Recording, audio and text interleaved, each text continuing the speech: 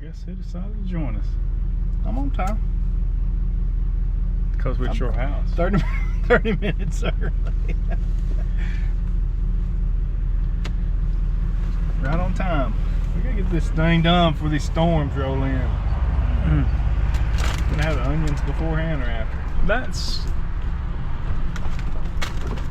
That was supposed to be a hunger deterrent for the one I just dropped off. Did it work? I don't think they're gonna work if the bag's still full. See somebody waiting on us. It's gonna be Michael, I believe. Somebody need to cut the grass over here.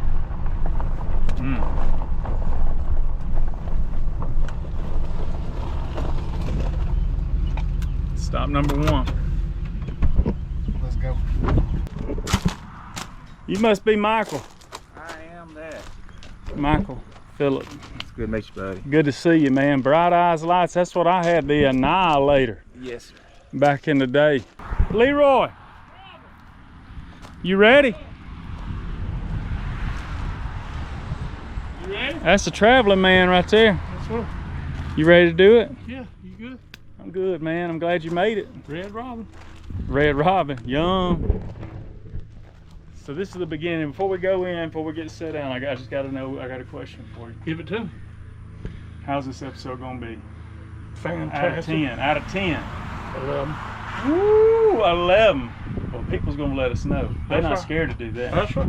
Well, go on in, man.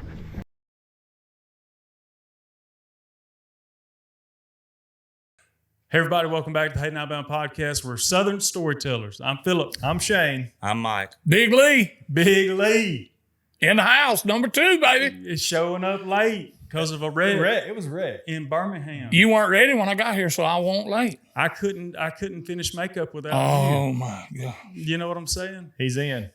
Well, we're happy to have both these fellas, and Lee has been with us before, so you guys will recognize him. And when he left, he said, I got to come back.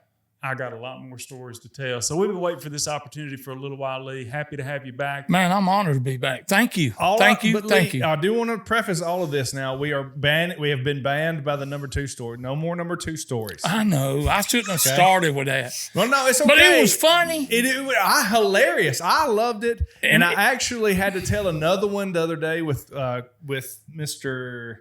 Who was it with? That we had to tell it. I don't Cody? know why you ever have to tell With it. Cody. Zach What told about a good Cody? one too. Yeah, Cody, what you did is you loosened it up. Yeah. You loosened it up. Got things flowing. No Got things pun running. intended. Yeah. Got things running. So just know, moving. for Philip's sanity, no more. Well, We'll tell today, them. and the emails that we've gotten that said, please, no more number 2 stories. Are you serious? Absolutely. Well, I Lee- tell 10. Lee, he said emails. It was one singular email. Yeah. Okay. We had had multiple- email, though. We had multiple comments about how Was it a funny they sponsor? actually were. Hmm? Was it a sponsor? I don't think so. Because It we can get wasn't another sponsored. sponsor. Hey, we love our guests. They ain't got sponsors to really show I them know. up. Good gracious. Yeah. Or not our guests, but our viewers. We love them. Lee, let's get this thing on the road. I think you said you had a bunch more stories. I to tell. got You better 100 tell 'em. stories. Well, tell it. I was thinking the other day, I don't know where y'all grew up. Were y'all in church as children? Yeah. All right, let me ask you this. My dad, I'm a preacher's kid, and I went to the kind of church where on Sunday night they preached about hell and the rapture a lot. Now, did y'all experience that? I mean, hard time on Sunday night.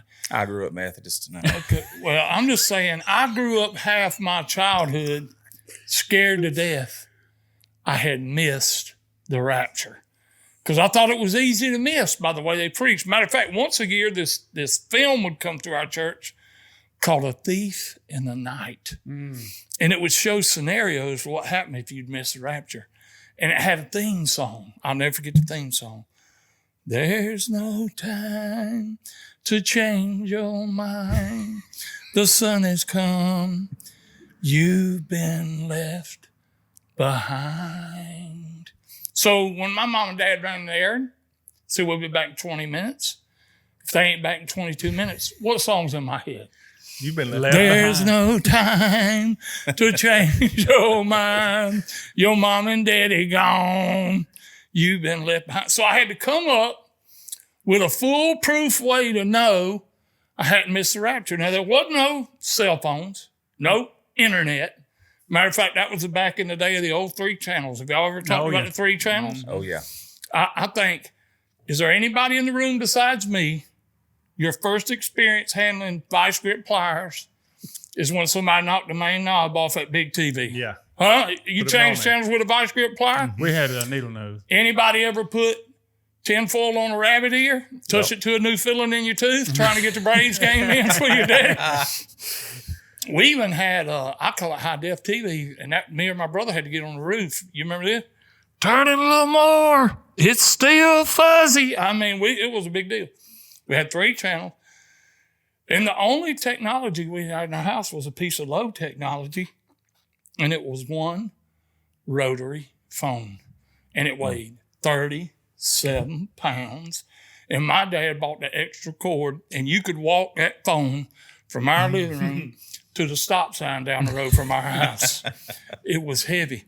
And I tell people this all the time, and young people don't get it. No caller ID.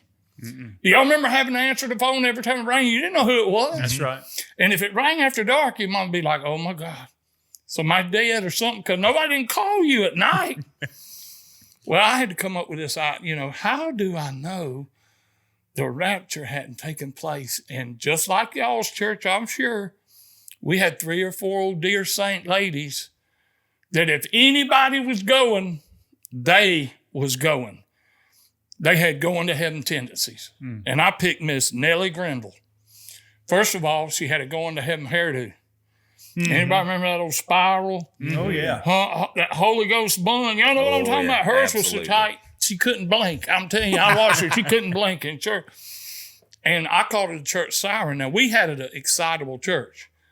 And the third song every Sunday night, she'd go, whoo. Once that siren went off, anything could happen, buddy, anything. And I said, I got to know that my parents have not gone on and left me behind in the rapture. So when that song would pop in my head, I'd take that rotary phone, and right next to the rotary phone was a church directory. Now, you talking about being an important piece of technology. Y'all ain't going to believe this, because I'm older than all y'all. We used to dial in Columbus, Georgia, 324 TIME to see what time it was. You didn't have the time on your phone. Advanced. It'd tell you what time it was, what the temperature was, and what movie was playing at the theater. It was an important piece of technology. So I'd get Miss Nellie Grindle's number. No caller ID. No *69. Boop, boop, boop, boop, boop, boop. Put that thing in my ear. When she would say hello, I'd say hang up and thank you, Jesus. Hey, You know what I'm saying? We good. We good. Still in it, man. baby. Lord have mercy. That's a bad feeling. It is a bad thing to think you done missed the rapture. Scare you to death. Thank you for not have to. And we were well schooled on what was fixing to happen, baby. Yeah. We were going to take the mark or what we were going to do, buddy. Rapture bad, next phase worse. Worse. The true saying bad to worse. In Buddy, that they preach hard back in them days. I'm telling you, so you could take a friend with you to church on Sunday morning, you safe. You better not take him Sunday night. They gonna I'm telling wear you out, ain't they? Anything happen on Sunday night, brother. You cover up every hole in your head, and pray. Good Lord, it got wild in there. They still coming in Yes, hot sir. with it. Yes, sir. Did you ever go to Judgment House? Once. That's all I needed. That would scare the HE double hockey stick out of you, wouldn't it? I didn't know what I was getting into for real. But our Did you go as a teenager now or as an adult? young teenager. Ooh. I'm talking 13. You got 7th saved. grade. You got saved every day for 11 days straight. So You went down that Roman road 11 days in a row, baby. Seeking the Lord. He was straight down the Roman road. Gardner First Baptist, big church. And they had one, set it all up. It was really nice. And word got out. And this is the first time I'd ever heard of it. So Gethsemane down here where I was going to church at, they heard about it and they said, we're going to get a bus full of kids. Yes, We're going to sir. take them down there.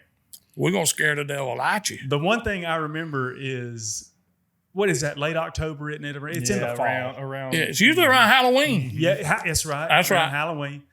And I was watching Full House, waiting for my mom to take me to church. And I was sitting there just kind of captivated by Full House, watching that. And I remember one of the daughters on Full House just happened to have a boyfriend in that episode. And they were kissing. Well, what Mama knew is that I had invited my girlfriend to the Judgment House trip. What a terrible day. And the only lesson that I got about going on the youth Judgment House trip was you better not be in the back of that church bus kissing. Don't you be in that church bus. On the thing. So I minded Mama, but let me tell you what, I had a motivation to mind her when I got out of that You ain't the lying, hell bro. scene in Judgment House. I don't know how they got it so hot in there. I'm talking about insta sweat. That temperature. They done turned the temp up to make it authentic. No, it was, I'm telling you, Lee, it was hell simulation in that thing. I mean, Good they Lord. I think they had a fire in there with a fan on it blowing the heat right off the top of the fire. That's how hot it was in that place. And then not only that, not just the heat, they had this canned screaming. Goodness You know, gracious. And I'm That's just that sitting there wailing and that gnashing of teeth, baby. hey, I got That's what saved that at was. 9, but I was trying to get saved again at 13 because I thought if this is just a simulation, I don't want to be part of the real thing. You ain't lying. So That fear of that rapture was real, baby. I'm not saying don't go to a Judgment House. Do they But I'm still saying have be, it? Oh, yeah, they got them everywhere. Really? be Oh, yeah. prepared if you go. That's I'm my out. word to you. I'm out. You ain't going? Nah, I done. Not interested. No. Well, you can take us away from the rapture if you want to. It's your Okay. time to tell the story. You know, growing up Methodist, No. go in, sit down, shut up. Preacher just preaches. You get it. You don't nothing. They ain't Walk no out amen. They ain't no hallelujah. Ain't no glory. Oh no, amens. nothing. So Not an amen. no, never. Until I was an adult, I'd never seen somebody go to the pool to the Altar. altar to get saved. No, that's not a joke. Was there Just- one guitar on stage? Absolutely not. Piano. Piano and organ, and I despise an organ. Hate an organ. I wish they was all burnt up. What do you not like about an That organ? droning God, sound. Droning? The drone. No. God, he's organs. No. To all organists that may be listening to the show, We still love you. I love a Hammond organ. I ain't gonna lie. I'm sorry. It just drives me crazy. I'm with you, brother. Horns in bands. I don't like those. But anyway, so Preacher Phillips and his wife Charlotte started a youth group. We had bake sales, rummage sales, car washes to make money to go to Tuscaloosa. You know, growing up in Heiberger, Alabama, we didn't see much. We went to Tuscaloosa. What was it back then? It wasn't Chuck E. Cheese's. It was Showbiz. Pizza. Showbiz. Y'all remember I that? forgot about nostalgia. Showbiz. baby. So we'd go to Showbiz and maybe go to a movie. And old buddy of ours, we'll just call him DD. He, get over to the movie theater over there. I got a movie for us to watch. Fine. Again, Heiberger, I didn't read no newspapers. I mean, we go over there. He slips us in there. Cheech and Chong still smoking. Mm-hmm. And the preacher caught us. It was a bad day. How'd he catch you? We wasn't in his movie theater. He found us. Run us on out of there. Yeah. come on over here and found you. Fast forward a lot of years. I was talking about going to the altar. And so we started going to a Baptist church up in Northside. Great little church and a little lively, which I enjoyed it. Great pastor, great preacher. What I like is I like for one to, have a story that kind of coincides with the passages. Keeps me interested. Mm-hmm. So anyway, we're sitting there, and he comes, hey, y'all, let's have a fish fry. So a couple Sundays down the road, we had a fish fry. Well, one of the deacons come in there. He and I were always in charge of the cooking, always. My brother Reggie, he comes back there, opens up the refrigerator, and the deacon, gallon and a half of cold beer. Oh, the preacher looked straight at me. Michael, what's this beer? It ain't mine. I don't drink. It ain't mine. Jimmy says, "Hey, buddy, we got to have hush puppies," and that's what that was for. But he had a stroke when he seen that beer in the refrigerator. Wait a minute. You got to have beer to do hush puppy? Absolutely. I did not know that. Yeah. Oh, seriously. No, I didn't know it either, but I just figured he is cooking, and that's what he did when he cooked. No. He didn't drink, but hey, that big boy could cook. Well, Lee, your choice. You can stay in the church, or you can go Venture on outside out. of the church with the next story. Your pick. Well, I'll just tell this. On February 28th, 2024, at 4:45 a.m., I had a unique experience. So I'm flying to Wichita, Kansas, renting a car, and going to drive to Ulysses, Kansas, and do a men's retreat. Now, in 21 years, speaking like I do and traveling like I do, I ain't flown out to Birmingham Shuttlesworth Airport but about 100 times. Yeah. So I know how it works. Have y'all ever noticed as men sometimes, we may not get mad at people extremely quick, but we'll get mad at ourselves Oh, fast. quick. Yeah. Mm-hmm. I get way madder at me than I do anybody else. Mm-hmm. So I pull up at 4:45. Now, I usually park back there in the cheap parking and walk up, but I was only going to be gone 2 nights. And I thought, you know what? I'm going to treat myself to the expensive parking. All I got to do is walk right across, go down one floor, walk across this bridge. Ain't nobody here. It's 4:45 a.m. It's a Friday. And I'll be on my way because I hate airports. Well, sometimes it amazes me as men how little the thing is we get mad at ourselves about. So I got 2 suitcases. One suitcase is a big old Samsonite suitcase. It ain't full of nothing but hats for the product table. It weighs 8 pounds. I got a little carry-on bag that I ain't completely unpacked in 11 years. It weighs 119 pounds. I'll never unpack it because I'm always going back out. I hit the wrong button in the elevator. And I got mad at myself. Now, let me ask you all this. And be honest with me. When you get mad at yourself, do you talk to yourself? Oh, yes. I talk to myself so ugly. You big, fat, lazy-eyed idiot. You ain't flown out of here but 100. I'm talking out loud. You ain't flown out of here but 100 times. You don't know what button to hit. You don't stop and think about what you're doing. I mean, I'm like, good gracious. Because I'd hit the wrong button, now I got to cross the road, a paved road, and go up this escalator. Now, I don't know about y'all, and I'm probably fixing to lose some equity here because I'm sure I'm the only man in here.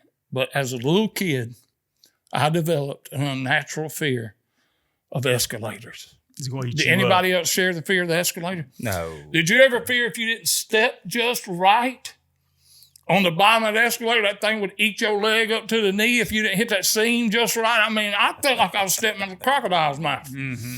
And if you didn't time it just perfect, it was going to get you. So I get to the bottom. I step up. I put the big suitcase in front of me. And I'm still mad. What a dummy you are. Good gracious. And sayings from my daddy start to pour back to me. Y'all remember them sayings from your daddy? Oh, yeah. One of my daddy's favorites was, if we took your brain and put in a hummingbird, it'd fly upside down and backwards. Oh, yeah. My daddy told me that. And then the second fact was, you'd have to go to junior college and study hard for 2 years to be an idiot. You dumb or an idiot. Just real encouraging. That's neat. Lift you up. So I'm going up that old escalator, and the old 119-pound carry-on ain't riding right. Why didn't I could have just left it alone. I got almost to the top. I'm still mad. I snatched that thing. It didn't move. And I just forgot where it was, I reckon. Next time I snatched it pretty hard. And I fell 51 feet Backwards. down an escalator that was going up. Now, let me just tell you, y'all can't tell it now, but there are people listening. They're going to listen to this podcast and be my witness. I used to be an athlete. I mean, I lettered in 5 sports in high school. Hard to believe. That was 120 pounds ago and 40 years ago, but I was. When you're ever kind of an athlete, you don't lose that mentality. When I started to fall, I grab that big suitcase with them hats on it, and I spin it around, and I'm riding the Samsonite down, belly up. Woo. Here he comes. And I'm thinking, I'm going 100 miles an hour. I'm thinking, this probably don't look pretty, but I am going to live. Mm-hmm. I ain't got that out my mouth, that front corner duct. And that thing threw me up in the air, and I'm pretty sure I cut a flip. And I landed on the edge of an escalator step on my tailbone and heard it crack. You ever heard a bone crack? One time. I mean, tailbone. Pow! And I'm not the toughest guy here. I ain't no doubt in my mind, but I ain't no holler back girl. I mean, I'm fairly tough. And I'm thinking, I'm just going to ride this to the ball. And a noise started coming at me. I couldn't stop. It was like I wasn't doing it. It just was coming up. Hey! Here's the problem. I almost make it back down. Now the escalator's going up. It ain't stopped. And I'm falling down. Yeah. And I almost make it back where they level off and I can roll off of it. And I think, oh my God, this is fixing to be over. My belt loop hung a step. And I rode all the way back up that escalator with my feet above my head going, hey, hey. With my hands back behind me, hoping I don't fall again. The most handsome, successful looking 25-year-old little African-American young man, suit and tie. He was obviously going to a business trip. He saw me fall. He was crossing the road. He just left his suitcase in the road. He didn't come up the escalator. He just run up the steps. And we get to the top of the steps about the same time. And he helps me up. And what's in us that thinks we don't want nobody to know we failed, or we think if we can walk? Because I get up and I start walking around. He said, sir, you okay? I said, yeah, I think I'm going to be all right. I had a knot. Mm-hmm. Already had a knot on my head, but it was hard as King Kong's kneecap. And it had a pulse, boo, boo, boo, boo, like a Fred Flintstone knot. My tailbone's hurting me so bad, I cannot stop making that noise. And that boy said, can I tell you something, sir? I said, yeah. He said, I fully expected when I got here for you to be dead. Mm-hmm. He said, I have never seen anything like that in my life. So I get to the top, and one of them old daddy speeches. You know how them daddy speeches will come back to us. And I thought, am I going to go to the emergency room, or am I going to Wichita? And I remember when I was 14 years old. Now, are y'all old enough to remember you didn't find you a summer job? Your daddy. You had it about March found you a summer job. Mm-hmm. You didn't have, he wasn't leaving that to you. No applications necessary. No. I never signed up for football Little League. No, there wasn't a sit down. All right, now, do you want to play Little League this year? I mean, it came, you signed up for Little League. This is when you start. Yep. Daddy found me a summer job. I was 14, pouring concrete. I didn't ask him to. He just did it. So it's the day I'm going to start. It's the night before. Also, I just want to make people aware, when I was a kid, and I may be weird. Our house may have been weird. But you didn't walk in your mom and dad's bedroom.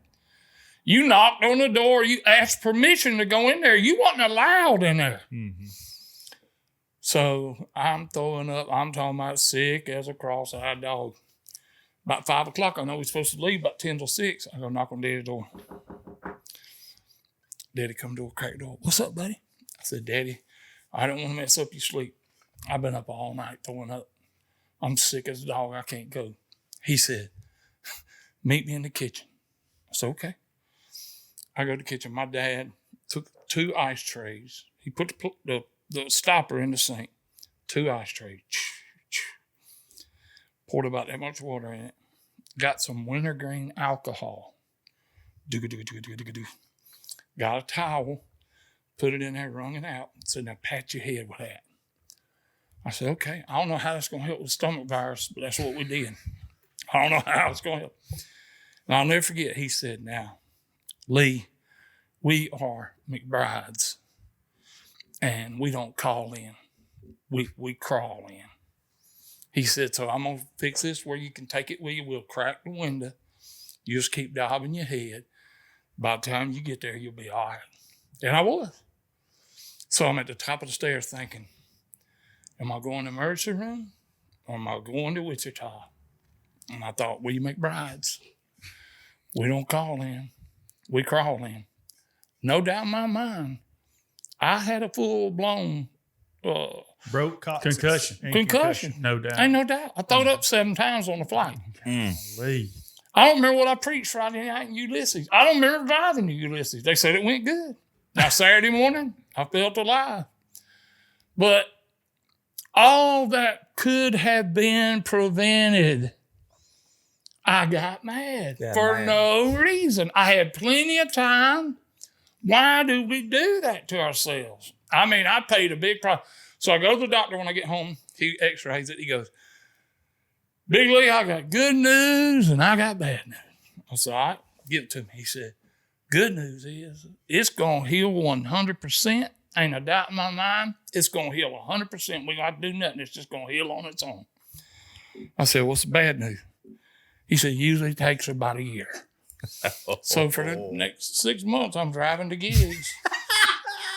With a gangster lean. With a gangster lean. Lee gangster lean. Lee lean. Oh my! Why do we get so mad over nothing? I don't know. It costs us, don't it? I've got a good little tally of things I've had to pay for because I was mad. Only reason wouldn't have done it. Wouldn't have done anything. And get mad over something ain't gonna matter a year from now, much less 100 years from now. You wouldn't find that 3 minutes that it took for that elevator ride in your day. It probably wasn't even 3 minutes. Oh no! But I would tell you this: from that day to this one, we ain't rode no escalators. We find, even if we got to walk a little further, we find an elevator.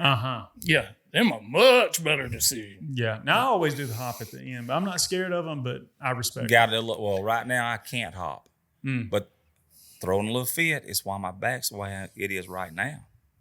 You threw your fit. Oh, coon hounds. Ooh, Yeah, you're a coon hunter. Oh yeah, they'll big make time. you mad. in the backyard, in the kennels. You can normally shake your Red Ryder, done. Well, Pearl just kept on, and it's unlike her. Kept on. After I threw my fit, I found out why. But I said, well, I took a bottle of water, took the lid off, was gonna sling it at the kennels. When I did, the feet went straight up in the air. Down I went, and it wrecked me. I said, no more water bottles being thrown. Done. If the BB gun won't do it, they can just bark the rest of the night. Yeah. It don't take just a second, does it? Yeah. Feet up. Yeah. Done got mad. I know Shane's done got mad. He ain't gonna tell one, but I know It is- he done tore up a piece of equipment because he got mad. Ain't a doubt in my mind. It's just rolling over and over in his head right now. Oh, yeah. His grandma got mad when she hit him. He hit her in the head with that rock. Come out that bush hog. I promise She you was that. not proud of that. Not at all. But Which one of y'all slung the rock and hit the boy? That's what I thought. Was it noise? yeah, that was when I hit quick draw. Oh man, you dragging it out of the vault. Oh, absolutely. That story was told a long, that's a long time ago. Mr. Mills and And it has not changed to this day. I'm still absolutely ashamed of that. Can't believe I hit quick draw on that. accidental. But It was accidental.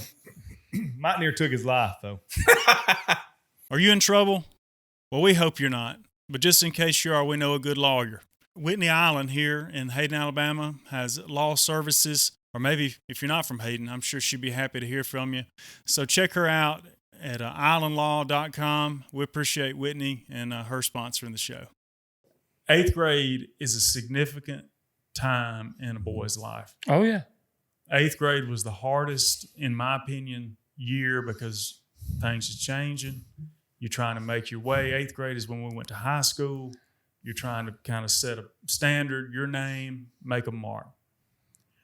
Well, the one way that I could make my mark was athletically. I've been playing baseball since I could pick one up. So that's what I was probably best at as anything. Well, we're playing in PE one day out there on the grass in the middle of the old practice football field with just throw down bases. I mean, that's kind of the setting. On the other team was the most dominant male in the school. I think he was brought up hard. Pretty sure, because he was tough. You'd mess with him. Nobody messed with him. Well, I was on the other team, and we were out in the field, and I was playing first base because I was the only one of all those that they could pick that I thought could catch a ball that was thrown to first base. So that's where I was at. Well, they soft tossed that ball in there, and he reared back, and he crushed it with all that he had. And it was a line drive right to me. And I said, you out, big boy. Snap, grab, caught it, turned, threw the ball at the pitcher. The last thing that I remember was that ball about to get to the pitcher's glove. And a flash of lightning went across my vision. I mean, it was just like a crack of lightning had went across it. And I never felt anything like that. I didn't know what had just happened to me. And I turned and I looked down to my left, and in slow motion, I don't know how your mind and your body does this. In slow motion, I watched that aluminum bat that was just in his hands that had just hit that ball, hit on the end, the barrel, and then the handle, and the barrel, and the handle, and it went down like that. And I thought, there's no way he just threw that bat at me from home plate and hit me. And I looked at it, this is the last thing I had before I went down. I looked around, and everybody's face affirmed what my hypothesis just was. And I just got weak. And down to the ground, I melted. Down goes Frazier. Down goes Frazier, baby. And I kind of come to, and the PE coach is just shaking me. He's like, are you okay? Are you okay? I'm pretty sure he thought I was dead because that bad boy hit me just above the temple. That was all for softball during PE for a little while. Oh, yeah. And here now I'm at a crossroads. I'm okay. I'm alive. I remember sitting on the front steps of the gym trying to reacclimate to life. I said, I got to go home. But I'm not telling my mama. Because there's one person that was bigger than the most dominant male at Hayden High School. And her name's Kathy. And somebody hit her baby in the head. And somebody done threw an aluminum baseball bat 60 feet and hit him in the head with it, you know. And I didn't tell her, but somehow she found out. They always do. Oh, my goodness. They I can always remember, do. I got down on my knees and I said, Mama, I know you're mad. I know you want vengeance and judgment. I said, but you don't understand. Yeah, it'd be worse. It's going to be worse if you get this. And she didn't. She didn't. She Wow. didn't. I guess I had a pretty good closing argument as a lawyer. But I tell you what, I've always had a hard head. I've known it. I've tested it. But that day on the softball field, I knew God gave me just a little bit of something extra. Well, aluminum bat will do that for you, buddy. Would too. Would get you too. I mean, your head ain't that hard. He whirled a bird out there 60 feet, catch you flush. He sure did. But looking back, man, I'm glad it hit me in the mouth. Oh, yeah. Or So in he the was eye. just mad because you caught That's the ball. it. This was a mad, instant reaction is all it was. Oh, he's rough. I got to tell you, bro, I feel like we owe him one. I think when this is over, we got to go find him. We owe him one. He didn't name no names. I think he remembers who it is. No, well, we're kids. I mean, Yeah. I'm sure that man today He got one coming. wouldn't do that. But as a kid, in a mad moment, in a flash of passion, you'll sling a baseball bat. Daddy had a Zebco. He was teaching us how to fish. So I don't know what it was. I found a hunk of iron about that big instead of just something regular. And I'm going to practice throwing in the front yard. This my mama literally almost killed me. So you know what happened? That thing just went, whoa. Oh, it it just took went off. out. Yeah. Well, I mean, it's still got the line to it. The line just come off the reel. So I grabbed it and wrapped it up, and I got that thing going. Well, my brother's 4 years younger than me. I said, Patrick, come here. He's walking. I don't know what I was thinking. Come here, man. Come a little closer. Hit that noggin. What? Clipped him. Cold, smooth, out. Done. My mama started whooping me before we got in the house. And 3 or 4 times, has your mom ever done this? Walk away after you think the whooping's over and get to talking about it Come back on you. and coming back down that hall. She whooped me 3 or 4 times. Hairbrush, yellow wiffle bat. I mean, she beat me to death. I thought I was going to die. Did she ever tell you, don't you make me hurt myself? I never heard that one. Did you ever do it again? No, sir. And I'm going to go with Shane. I love my brother. And I'll tell you, I felt bad about that every day of my life since. That was bad. Oh, yeah. Oh, yeah. Well, what you reminded me of in that moment, have y'all ever watched Gladiator? No. But Russell still Crowe. come on. Oh, yeah. Lee was the German guy. The guy in Germania just standing there. Whoa.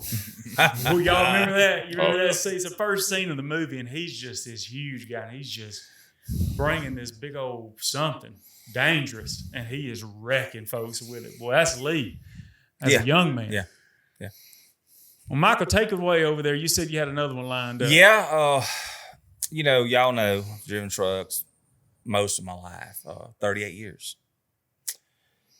And just by chance, I'm walking in Love's, Jeffersonville, Ohio.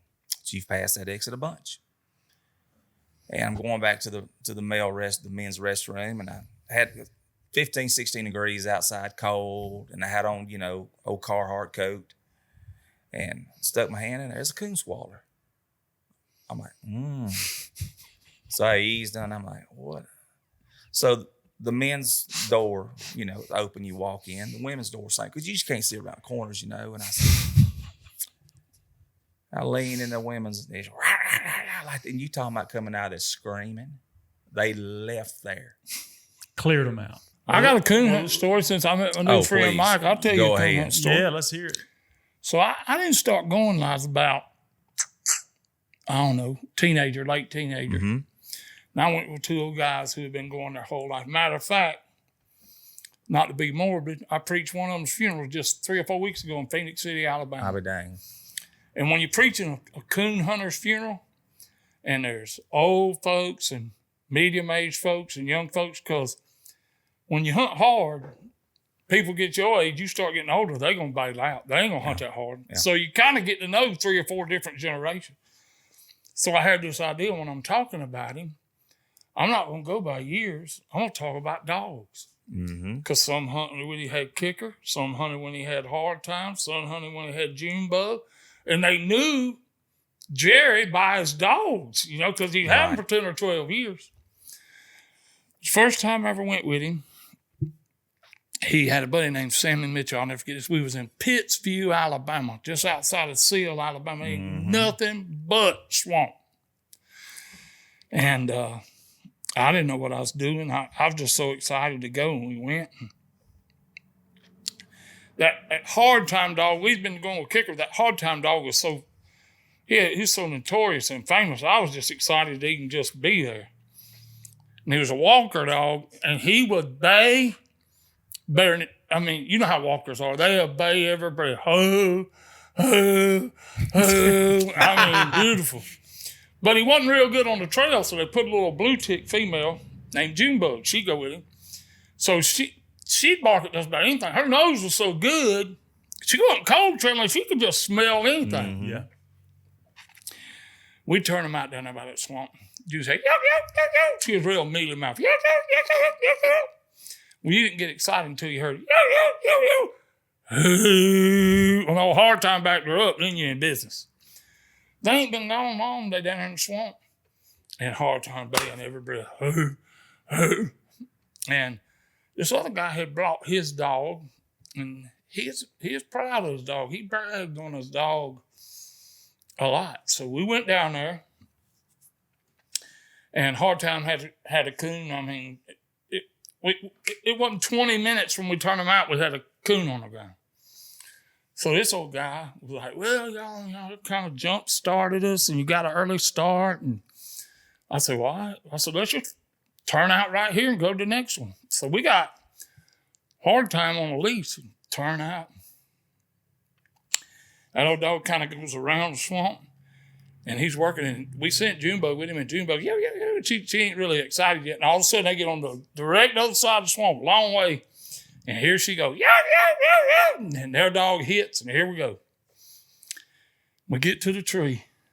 And I mean, this man's dog is famous. Shining, squalling, nothing.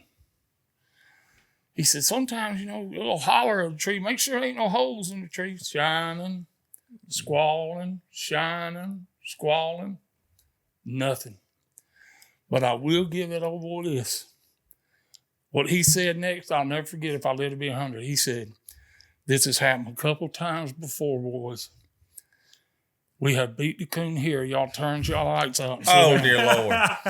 The coon ain't got here yet. That's exactly what Oh, he my said. Lord. And the thing is, Now, that's a good dog right there. That's a good dog. Pick the tree before the coon gets there. That's sad right. thing is, people will start believing themselves. In all the hunts we've been to and all the characters, I ain't never heard that said. No, You heard never. that said before? We should have used that. Turn your Man. lights out and sit down, boys. The coon ain't got here yet. Oh, if I go tomorrow night, that will be said. There you Yes, go. sir. That's a good one, Lee. I That will love be that. said. You remember? I thought his first mistake was that he turned loose that second time. We never turned No, loose hey, second time. one more time will get you every time. Well, evidently y'all didn't go with these guys because we could be coming back halfway home and a coon run across the paved road. We ain't even got permission. He He'd say, got permission. and you may tell you what he'll say? Oh, this will be a quick one. It never. Yeah. No. And that last one will get you every time. A running coon, a running hog, you will not stop. No, you won't. The old people used to say the running coon was, he's picking up his scent as he goes. Most ridiculous statement I've ever heard. His scent hadn't failed is what the problem is. That's right. And but yeah, that's what they would Picking always up say. the sin as you Yeah. I've heard that forever. I'm like, oh Lord. So you was talking about Ernest being a convicted criminal. The bug is a convicted criminal. She's wanted in 4 states. 6 months old, was in the bottom just pleasure hunting, and I showed you where those deer was and all. And I kept hearing Reaper, my old dog. He's graveyard silent. How many walkers do you know that's graveyard silent? No. Graveyard silent. You strike him and tree him all at the same time. He got in about 600. And lady, just a little puppy. She's down there with him. She wasn't doing nothing. Had the coon. Knocked the coon out with her. Well, before we knocked the coon out, we kept hearing some screaming. I'm like, what in the world? So they were UKC hunting across the Cahaba River. This dog got big ears now, big old beautiful English dog. And he come all across the Cahaba River and tree with my dogs. Wow. I'm perfectly fine with that. I don't care. 15 dogs tree. That's the kind of hunter I am. Knock the coon out. Reaper, once it's dead, he's done. He's gone again. Well, lady sat there chewing on it, and the English dog nips at her. Immediate fight. And she jumped, and 45 minutes later, I was still having to keep her pulled away, waiting on those guys to come around and pick him up. Yeah. She holds a grudge. She's not a big dog. What kind of dog is it? Oh, she's Walker. Walker dog? I said, people think that I don't like other breeds. I do. Actually honed in English. Good dog. But I don't know other breeds. That's the problem. I don't know them. I don't know the lineage. I don't. Right. The Walker stuff, we can work on that. But yeah, she's dug coons out of holes before. Like she's been in a knife fight. For dogs, how they'll jack the tree. Oh, yeah. I can't stand it. Mine was bad about it. And if they fall on her, immediate fight. Yeah. That's why you cannot hunt the bug in a hunt. You'll be scratched. He'd usually clear them out before we got in there. Yeah. And that other dog, it was treeing just minus, and he's still sitting there just doing his dance around the tree or whatever. That's the truth. Yeah. Y'all done that in Kentucky or something? No, the dog jumped on him after the hunt in Kentucky. We were on the leash waiting to cut loose again. Yeah. Shane was standing right beside him, and I had him on the leash. We're waiting for the judge to say time in. And that, man, you remember how big that Walker dog was? I didn't even know they made him like that. I thought it was a great name. Man, it's huge, for real. Not for the story's sake. I'm talking about he was for real. Yeah. And he just looked at him sideways, and Ernest just sitting there looking around. He looked at him sideways and then growled and bit him one time. And the next thing I know, he had done gladiator. I mean, from the throat, complete Flipped him. flip. And Yeah. he's on top of him, just eating him alive. And that judge looked back he said, man, I saw it. Your dog, that was not your dog. Well, your dog was on leash, so you're good anyway. Yeah. Right. It didn't matter either way, but that Yeah. guy, didn't he scratch his dog? He just said, just take him out of the hunt. You got a lot of people that like the gators on trees.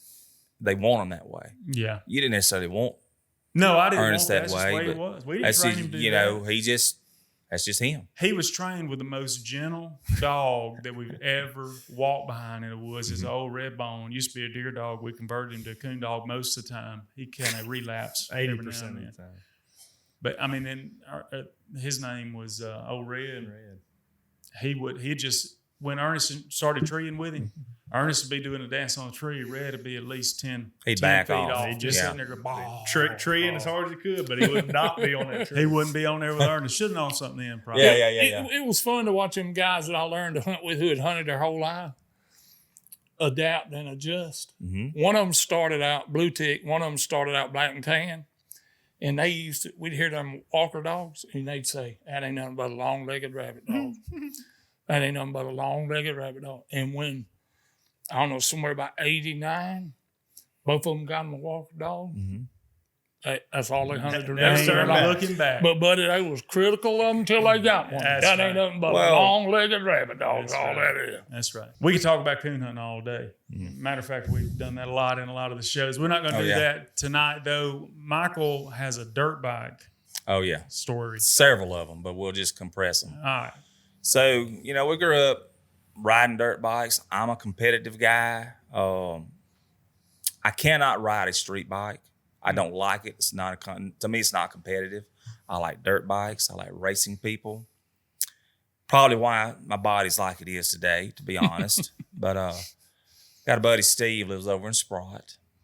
And just real mellow, laid back. Y'all love him to death. So his daddy bought him a new little, he was a Suzuki guy. I don't know, some little Suzuki Enduro with the lights and the blinkers and all that, you know. Well, we stacked hay bales up out in the hayfield, put a board on them. Hit it, Taylor, hit it. I can't do it. Well, if you goose him enough, he's going to do it. Oh, yeah. He hit that thing when he did, of course, hay bale come out from, on the board, and he flipped it. Broke the blinker, broke the tachometer, broke the mirror.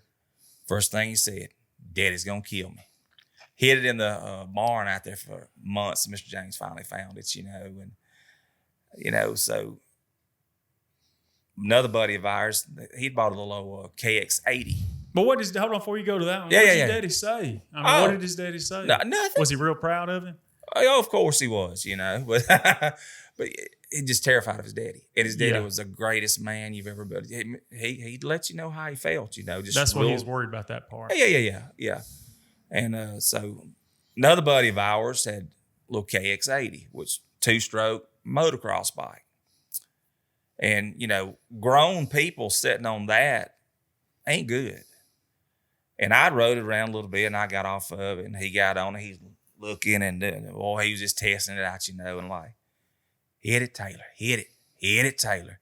He finally come around there, he hit it, cranked up on that thing, and his knees had the handlebars locked. He couldn't. Straight up in a pine tree he went, broke ribs, just wrecked him, boy. Well, what was so funny about that, he grumbled and complained and moaned and groaned around. But if you said, Steve, what happened to you? Oh, that idiot over there made me do. I said, I ain't made you do nothing. Once you ask him what was wrong with him, the pain went away. Oh, yeah. So he's a Loretta Lynn's. And we raced all over the country, east of the Mississippi, GNCC races. And I think I'd pulled out of the race. I was that kind of guy. If I wasn't feeling it, I'm coming out of the race. Done. And so he was just struggling. Looked like a drunk on a motorcycle, He come to the camp. We had a toy hauler come in there, and he just fell off the motorcycle. That thing went around and around and around and hit. Well, a buddy of ours, old Mike Hale, he had some guys from Indiana, Missouri, somewhere like that, walking through and looking at Steve. He says, buddy, y'all got a pistol? And they're like, huh? I said, yeah, I need to, what do you need a pistol for? I'm going to put him out of his misery. If you talking about leaving a campground, them guys run on through there. But y'all could just go on and on and on. They with thought he was stuff. serious. Oh, yes. Yes. Let me tell one from my grandfather real quick before we go to Lee and get out of the motorcycles. My grandfather was a hard man. Mm-hmm. I mean, he's just old school. That's the way he was raised, and just no foolishness. He bought me a Kawasaki KX80 two-stroke. Fine machine. I'm talking about clutch, Fast the whole little machine. everything. I loved it. And when he bought it, it had 2 dirt bike tires on it with knobby tires. Mm-hmm. My grandfather was also a man of good finance. Mm-hmm. Well, I wore the back tire out. I mean, it was slick. It was down. The knobs were off of it. And then he said, well, I'm going to get you another tire. Well, he went and just got a tire. Well, he bought me a street tire Oh, Lord. to put on the back of that dirt bike. I was happy to have a new tire because I could ride it again. So I was riding it, and all I ever did was ride around in the pastures, a muddy lowland pasture. I couldn't keep it on 2 wheels. I would fall all the time. Well, I finally got tired of falling and built up my courage to go tell him about it and complain about the tire. So I went over there and I said, Papa, I can't ride this motorcycle with a tire like this. Son, you just need to learn how to ride a motor. You don't know how to ride a motorcycle, obviously. If you can't ride it with that tire, you just need to practice more. In my mind, I was thinking I was doing real good when it had a dirt bike tire on the back of it. And I said, well, Papa, why don't you see if you can ride it? Okay. Don't throw the gauntlet. He cranked that thing up, let go of that clutch. He was on it for 3 seconds. Yep. And I stood there.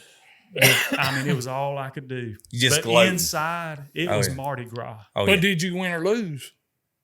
He picked the bike up, didn't crank it back up, kicked the kickstand out. I'll get you a new tire next week. Nothing. Adapt and And he adjust, just baby. walked off. And I said, all right, there you go. Didn't Working have to with what you got. Didn't have to use ugly words. Didn't have to Coin. manipulate. Bring out the attention. Lesson learned right there in the That's yard. correct.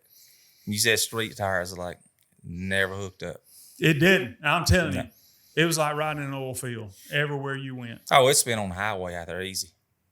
Oh yeah. It was terrible. Well, Lee, sorry, I had to clue that. I in. love He's that telling- story about your granddad. And he showed a good character trait that he knew when he was wrong, didn't he? He And- might not say it He out didn't loud, say but it he out knew. loud, but we got a new motorcycle. That's good. He listened or felt. Both. I get to think about the older generation, and we use the term old school. My daddy was old school, and it's just amazing. I'm 59. I'll be 60 in February. If you look back on your life, how much things have changed. Little things. I was telling my kids a few years ago, just look at, I preach these youth camps all the time, and people always ask me, how you still preaching youth camps? You're almost 60. I said, well, I'm a storyteller, and that helps. And they'll ask, what's the biggest differences? And last time we talked about, your mama hitting you in public and the whoopings. But another thing that's changed drastically is love songs. Let me tell you something. I graduated high school in 84. 1982 or before, you can go back to the 50s.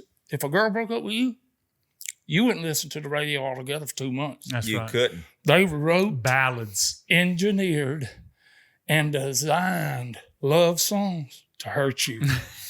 But if she would put you down, they'd put a hurting on you. Yeah. And they call them genres now. I don't even know what a genre is. I don't even know what that word means. We just had buttons or dials, and it didn't matter which one you hit. There was a love song ready to hurt you. You could hit a button, might hear something like this. Ain't no sunshine when she's gone. It ain't warm when she goes away. And this old boy think about that girl gets to hurting a little bit. He kind of runs off the rails and goes into, I know. I mean, like 27 times he Oh, says, yeah. I know. Yeah, he's aware. And, we all love Alabama. I mean, one of the best ones ever written right there in Tuskegee, 1981. And now that we've come to the end of our rainbow, there's something I must say out loud. She's once. Twice. Now, 2 things I hate on this earth are getting dumped and math. It's like they were trapping you out in the love fight, 3 times a lady. I ain't saying this generation don't have musical talent. They obviously do. But the songs are different. Different. I call them 7-11 songs. Yeah. They got 7 words. They just sing them through 11 times. There ain't no story being told. Yeah. And I know they have time. You ever watch a show called The Voice? All the time. Well, I don't watch that show because it don't take that long to figure out who can't sing. Yes. We were talking about Sunday night church, the rapture. What about, did you ever go to church where on Sunday night, anybody who brought sheet music or a soundtrack could sing? They let them up there whether they could sing or not. And I remember one worst things ever happened to me. I'm 11 years old. I'm on the back pew. And this little old lady brings a soundtrack to a song by Amy Grant called My Father's Eyes. Oh. Well, I wasn't worried about her eyes. I wasn't worried about his eyes. I was worried about his ears because I done heard her sing it twice. And I'm telling you, it was terrible. And she would always give the same preemptive speech. Y'all don't listen to me. Just listen to the words. And they're tuning up for that third night in a row. And I it's everything in me. I just jump up and scream. Just read it. If it's the words, just read them. Just act like it's boy. That's a beating coming your way right there. A recitation would do fine. And music, it's done good things and bad things for me. My daughter, she's grown now and given me 2 beautiful grandbabies. Do you remember when the technology first came out where you could pick a song for a ringtone? Yes. Oh, yeah. Well, I would get her to do it for me because I didn't know how to do it. But she messed with me all the time. I remember one time being in the doctor's office and it's packed and everybody's in there sick as a dog. I mean, the flu or something's going around. All of a sudden, I feel my phone, I look at it, and it's her name. And fear just strikes me because she would always change her ringtone. I didn't know how to fix it. And I promise you, it's packed in there. And I'm sitting there, and all of a sudden it goes, apple bottom jeans, boots with the fur. I don't know how to turn it off. I had to pull the battery off the back of it. But they got musical talent. I just don't understand the song. I remember one time getting in my car. My kids are both grown now, but when they were both still in high school, I crank a little truck up, and I hear this song. The girl's got an angelic voice. I just don't understand the words. She kept saying, well, if you like it, then you should have put a ring on it. I don't even know what that means. That may be dirty. If it's dirty, I'm sorry. No, I think it's getting married. It may be TikTok dirty. But anyway, put a ring on it, put a ring on it. And you know how a bad song will get hung in your head. Lay Down, Sally. We can name 5 bad songs. If you hear them, you're going to be singing it all day. That's right. It got stuck in my brain. I pulled through Burger and said, take a number 5, will you put some onion rings on it? I mean, it's stuck in my brain. Music and medicine. That was a Western burger. That's a good one. And medicine. I mean, when I was little, you go to Barber County, Alabama, see my grandmama.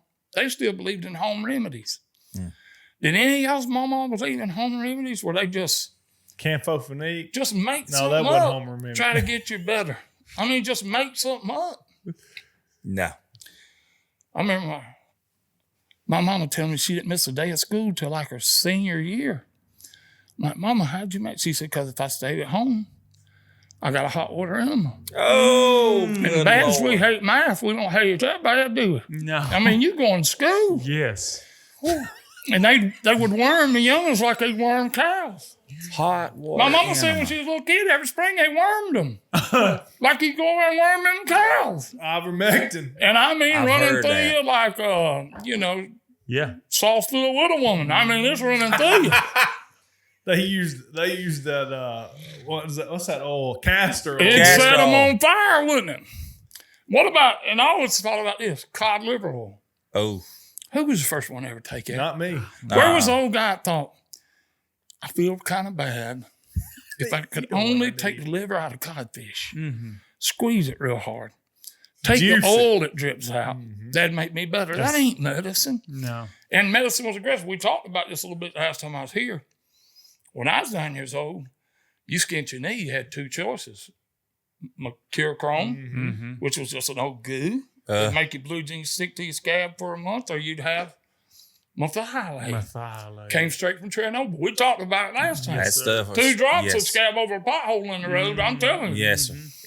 And then, you know, we started seeing medicine change and the way they promote medicine. Are you ever sitting in your house now and a commercial comes on for medicine and you're like, that's too much information. My kids are in the room. That's right. They're too aggressive. I always mute the medicine commercials. Oh my gosh, they'll say anything.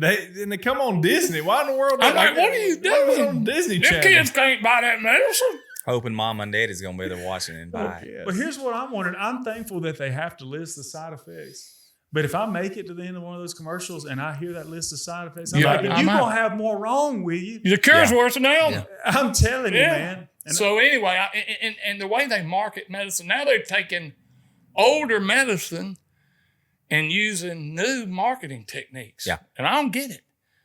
Now, everybody in this room, unless you lying, we put our hand to the Lord, we know we've all took X-Lax. And we know exactly what that is. That's a pumping out the basement medicine. And we have all took it. I got no problem with it. I believe in it. But have you read the catchphrase on a box of X-Lax lately? Works while you sleep. You Do ain't we getting really sleep want the with that. lax department after third shift? I mean, can't we tell them, y'all boys, we're going to knock off? We'll meet right back here at 8 o'clock in the morning. yeah, no. Speaking of that, so when I was a kid, Big Mama and Big Daddy, on my mom's side is what we called them, kept us.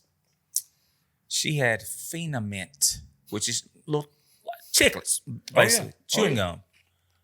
And they kept it in the door, the butter door of the refrigerator. I chewed a whole pack of that mess.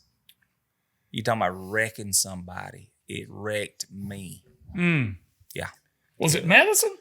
Yeah, it's just like X-Lax, but it's like chewable. It's like chewing gum. Oh, you just went to wearing it out thinking you would found some chiclets. It was mint You done flavored. found a candy drawer. It was mint flavored, peppermint, whatever. Just That's the just last chewing. time too, wasn't it? Between mama's whooping and that, yeah. Yeah, he's Done. learned. But I've had Hey. rheumatoid for like 21 years. So I know everybody at my rheumatologist's office. And the medicine I'm on, I have to go get blood work done pretty regular to make sure it ain't hurting me. But true story, I'm sitting in there a few years ago and a pharmaceutical rep comes by. He goes, Big Lee. I said, what's up, buddy? He said, you want to see new medicine coming out next year? I said, sure.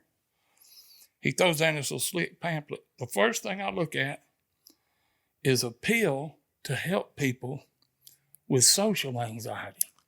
You know, I said, I don't like going out in crowds. You know what the first side effect listed was? May cause loss of bladder control. I'm thinking, here's an old boy that can't catch a break right here. Yeah. He takes a pill, gives him enough nerve to go uptown to the square dance. But it's a coin toss whether he's going to pee his pants when he gets there.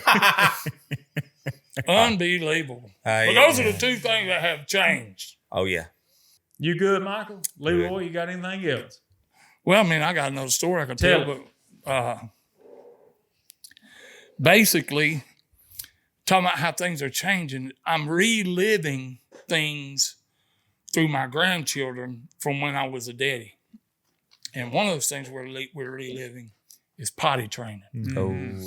Now, I don't know about y'all. I don't remember potty training my kids. I mean, I don't remember potty training my daughter. We just sat her down, explained it to her. You could see in her eyes it made sense. And a few days later, she's potty trained. My son, 1 year of our lives. And I love it when you're potty training some kid that really don't want to get there. All the stuff people tell you. Throw a Cheerio Oh, yeah. in the toilet. And one lady said, put 3 surprises, gift wrap them, put them in the corner of the bathroom and tell them when you go 5 times, you get to open the present.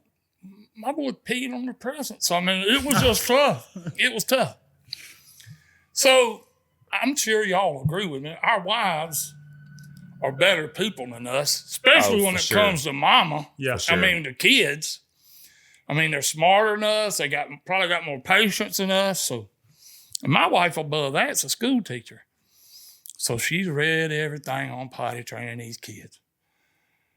Well, I'm the kind of guy, I'm going to let her take the lead for a while. Let's let her try. She may know something I don't know. But it gets to a point where dad's got to clock in. And he's almost 3 years old. And I don't want y'all to think bad of me, but I finally got him. His name's Garrett. We call him G-Boy. I said, G, buddy, I'm going to tell you this right here.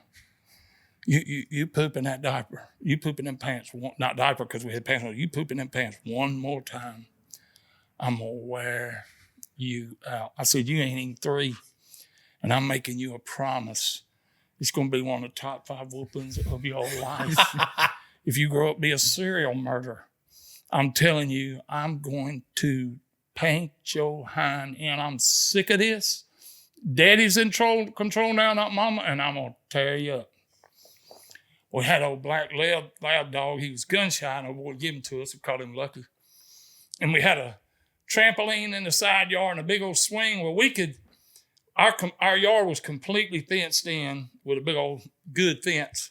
And we were living in a church parsonage in the church parking lot.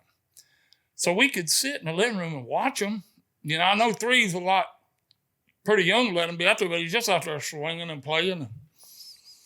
All of a sudden, about 20 minutes later, he come walking in there. And you can tell by the way he's walking, something's on that south. He kind of comes striding in there like John Wayne. I come here, G. Something you want to tell Daddy? He said, Daddy, you ain't going to believe it. I said, what? He said, Lucky poo-pooed and put it in my pants. Oh, dear Lord. That's a smart kid. That's smart. He done pulled a fast one on Lucky him. done poo-pooed, put it in my pants. Man. Changed one diaper in my life. That was it. Stomach can't handle it. You were done. Can you field dress a deer? I can do that. Well, see, that's where I lost my change of diaper argument. My wife said, if you field dress a gut shot deer, you can change a diaper. Totally different. And I'll argue that the day I die, and I sprayed that little joker off with, honestly, you always hear the water hose? I did spray the little joker off with a water hose. I wasn't wiping on. I hear you. Hey, man. No. Do what you got to do. Hey, that's just old country bidet. Yeah, I couldn't do it. Let's turn to the word. I got to give credit to Brother Robin for this one. A little conversation that we had earlier today. He's actually going to be preaching this tomorrow night. Wednesday will be a Wednesday night at his church. And we got to talking about it. And I thought, man, let's talk about it tonight at the show. So we're going to be in Matthew 8, starting at verse 5, the faith of the Roman officer. We're going to go to verse 13. When Jesus returned to Capernaum, a Roman officer came and pleaded with him, Lord, my young servant lies in bed, paralyzed and in terrible pain. Jesus said, I will come and heal him. But the officer said, Lord, I am not worthy to have you come into my home. Just say the word from where you are, and my servant will be healed.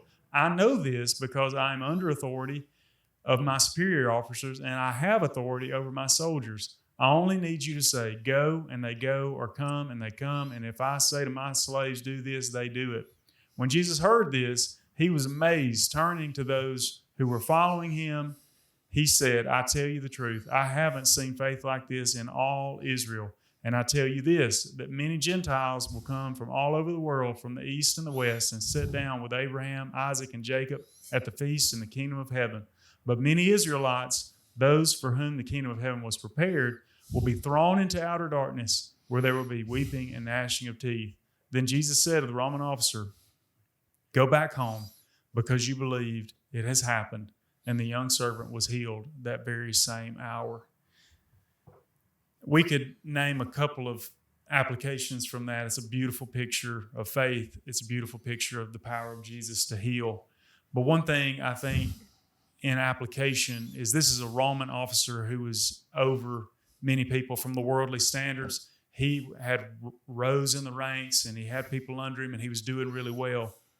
But in that moment, one thing that we can take away is he had power in the world, but he had come to a place where his power in the world had reached a limit.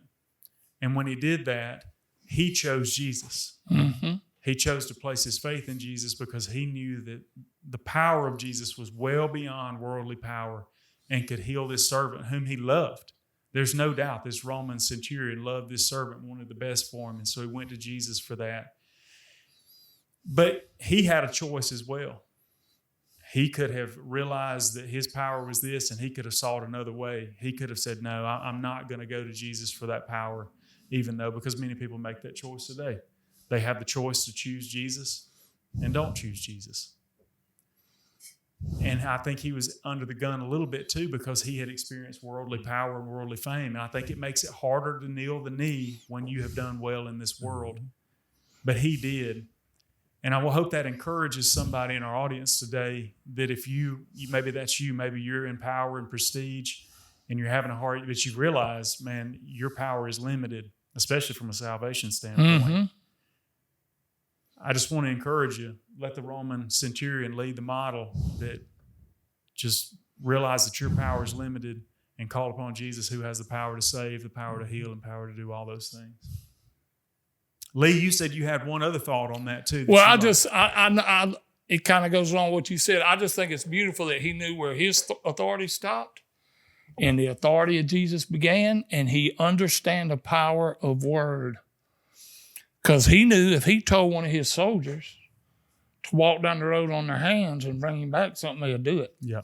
And he understood in the beginning was the Word was with God, the Word was God. And he had childlike faith, and he knew if Jesus said he is healed by his word, not by having to go. Mm-hmm. And I think that's a beautiful picture of the purest faith on this earth, the childlike faith. Yeah. And Jesus made a great teaching moment and shared with people exactly the power of it. And then he did it. Not only did he say it, he did it. Amen.